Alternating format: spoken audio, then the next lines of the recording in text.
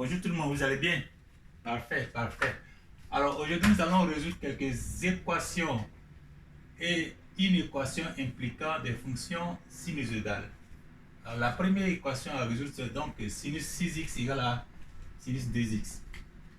Alors, si deux angles apparemment différents ont la même valeur de sinus, c'est que donc, comme on l'a vu, sinus, c'est que 6x égale à 2x, c'est que les deux angles sont égaux. Et tous les angles qu'on obtient en ajoutant les périodes autant de fois auront toujours la même valeur de sinus. Donc 6x égale à 2x plus n de pi. Ou alors, comme on l'a vu dans le cercle trigonométrique, 6x donc égale à pi moins 2x. Par exemple, si ici cet angle-là est 2x, ça, la valeur de son sinus est là. Et donc, cet angle qui est de l'autre côté aussi aura la même valeur de sinus. Ok? Or, cet angle-là est obtenu en faisant quoi? En faisant pi moins 2x. Donc, comme on l'a vu dans la théorie là. Ok? Donc, ici, là, ça fait. Si ça c'est 2x, c'est que ça c'est pi moins 2x. Pi moins 2x, comme j'ai écrit là. Ok? Voilà. Donc, ça, on est d'accord pour ça. Alors, donc, on a deux cas.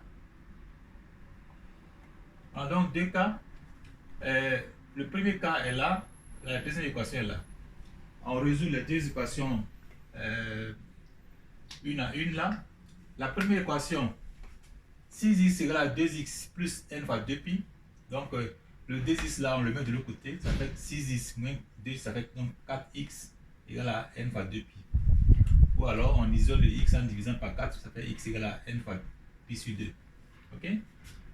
Alors, on prend l'autre équation, l'équation 2. Pareillement. Donc, on a 6x égale à pi moins 2x. Le moins 2x, on le met de l'autre côté, ça fait 8x. Donc, 8x égale à pi plus n fois 2pi. Et alors, on divise par...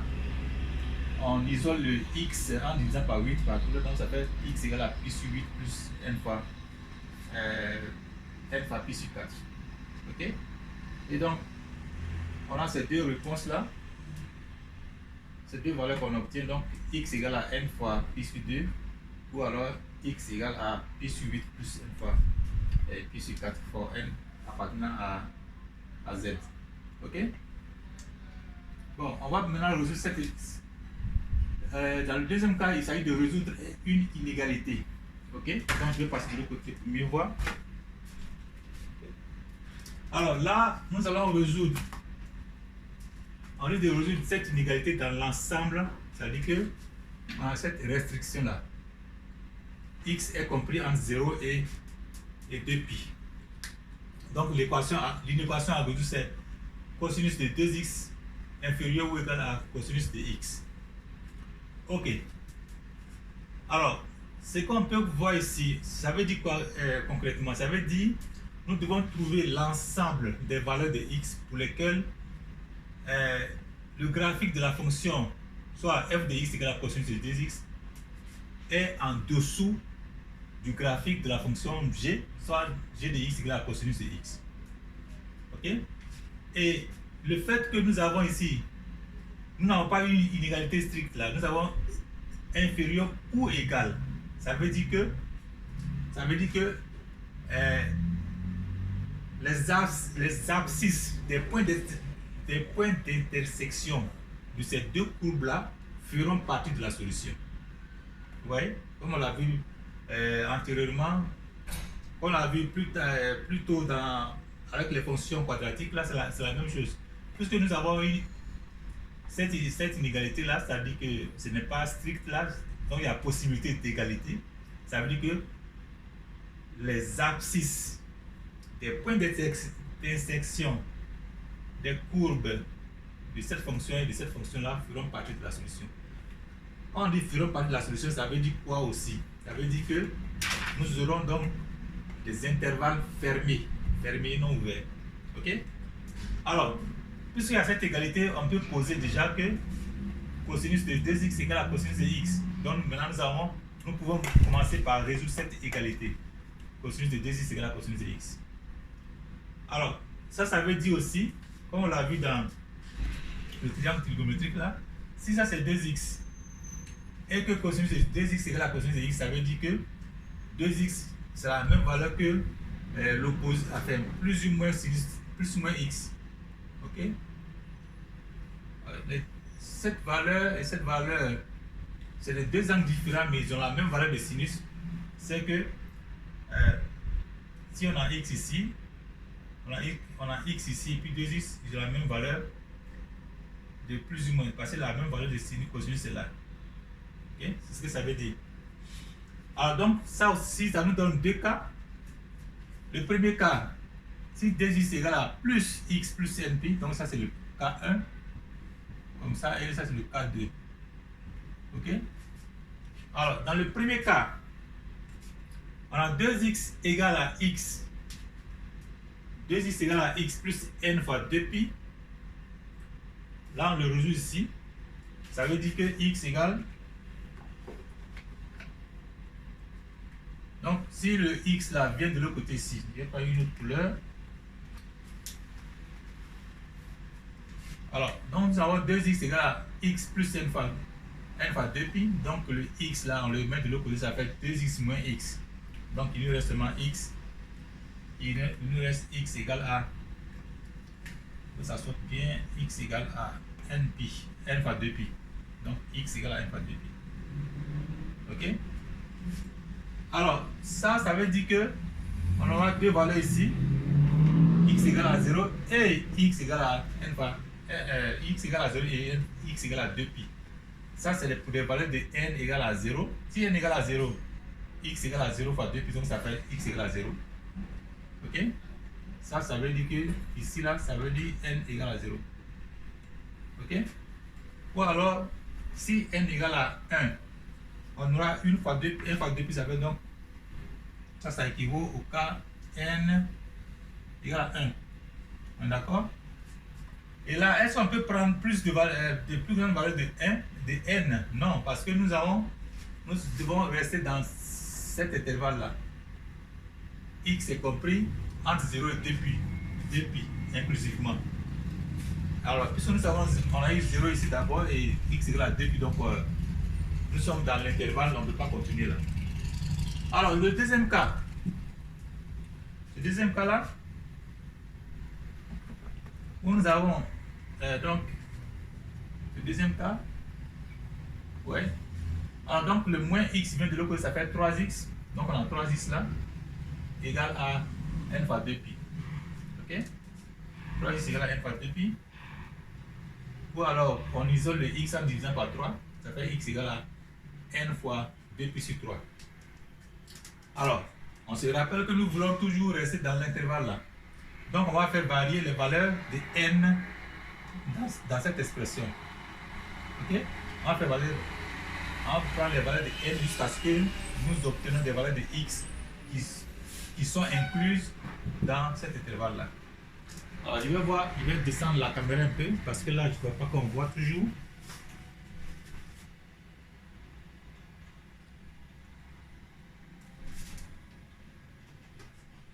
Nice.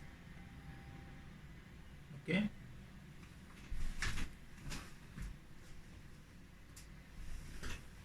Alors, donc, on va faire varier les valeurs de n pour obtenir des valeurs correspondantes de x qui sont incluses dans l'intervalle de restriction. Donc, quel que soit x appartenant donc à cet intervalle-là, x égale à n fois 2pi sur 3 va donner dans l'ordre des valeurs. Donc, lorsque n égale à 0, on a 0 fois 2pi, donc ça fait 0. On a une valeur ici. Là, c'est pour n égale à 0. Ok? Ensuite, on va prendre n égale à 1. Si n égale à 1, on aura 1 fois 2pi sur 3, ça fait 2pi sur 3, donc ça c'est pour n égale à 1. Ok? Ensuite, et là on est toujours à l'intérieur on est toujours dans l'intervalle 0 jusqu'à 2pi, donc on peut continuer pour voir. Si n égale à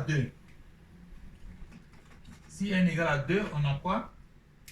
On a 2 fois, si n égale à 2 ici, on aura 2 fois 2pi sur 3, donc ça fait 4pi sur 3. Là, c'est le cas de n égale à 2.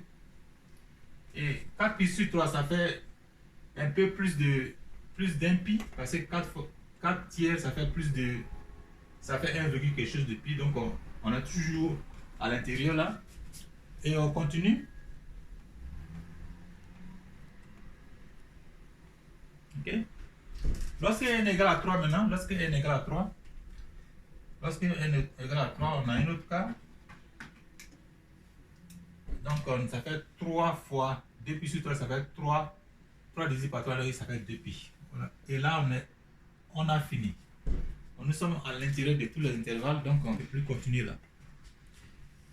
De l'intervalle, donc on ne peut plus continuer. Je vais descendre la caméra ici pour que tout le monde voit bien. Que tout soit bien sorti dedans et clairement là. Alors.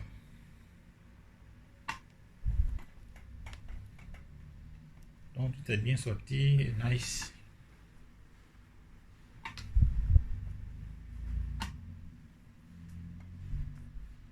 Ok.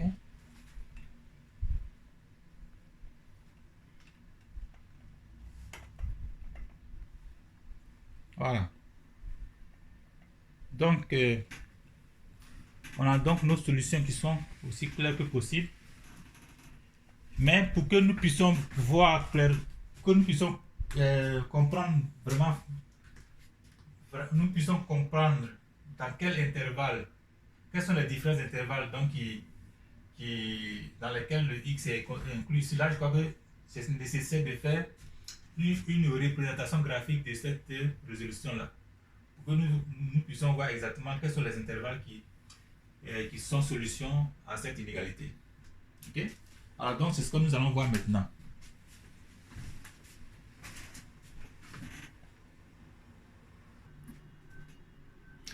Alors, dans ce deuxième numéro, nous avons donc résolu cette inéquation, cosinus de 2x inférieur ou égal à cosinus de x.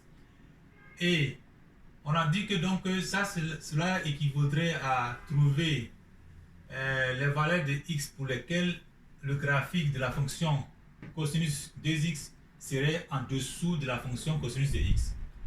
Donc, on a résolu donc, puisqu'il y a égalité ici, on a dit que les points d'intersection de ces deux courbes-là feront partie de la solution et donc on pouvait donc résoudre cette égalité. Voilà. Et on est parti du fait que si cosinus de 2x égale à cosinus de x, c'est que les deux angles sont égaux et opposés. Donc ça fait cosinus de 2x égale à plus ou moins x plus n fois 2. Puis comme on l'a vu plusieurs fois, on a pu le constater plusieurs fois sur le cercle trigonométrique. Et donc on a résolu ça, on a obtenu ces différents cas-là. Ok?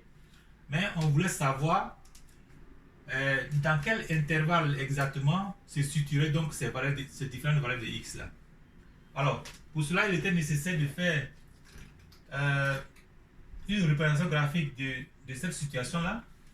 Et là, ici, en violet, nous avons la courbe de la fonction y que la cosinus de 2x en violet. Ok? Et celle de la fonction cosinus de x, y que la cosinus de x en vert là. Et donc, les points d'intersection qu'on cherchait, les voilà. Voici les points d'intersection.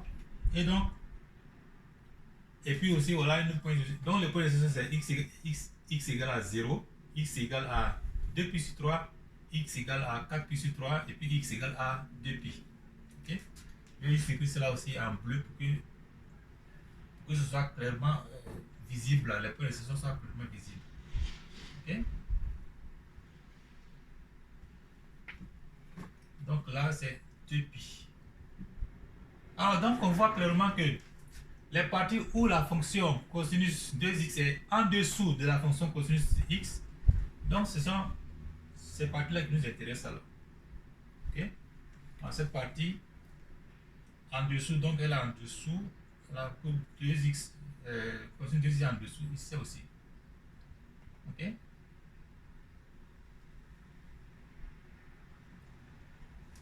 Right? Et donc on peut voir clairement que la réponse, donc la solution, l'ensemble de solutions à cette inéquation, cosinus de 2x inférieur ou égal à cosinus x, c'est tous les x qui appartiennent à l'intervalle de 0 à 2 puissance 3, de 0 à 2 puissance 3, et tous les x qui appartiennent à l'intervalle de 4 puissance 3 à 2pi. Ok? Alors, donc voici l'ensemble de ce qui est marqué là. X appartient alors à ces deux intervalles là. Ok? Alors, je vais juste vous signaler que si dans un exercice, que ce soit à l'université ou bien partout où vous allez avoir à résoudre ces équations là, si on ne vous demande pas de faire une résolution graphique et que vous savez que vous devez le faire quand même pour valider vos résultats là, il faut juste le faire avec quoi on appelle ça, avec tout ce qui est disponible, tout ce qui vous est disponible là. Par exemple, Desmos, vous pouvez le faire rapidement sur Desmos ou bien sur certaines calculatrices scientifiques, vous pouvez le faire rapidement juste pour voir. Et puis voilà, vous validez vos résultats. Les résultats qui ont été obtenus de façon théorique là sont validés maintenant avec le graphique. Ok? Alors donc, ceci étant fait, nous allons maintenant passer à d'autres choses là, à d'autres exercices.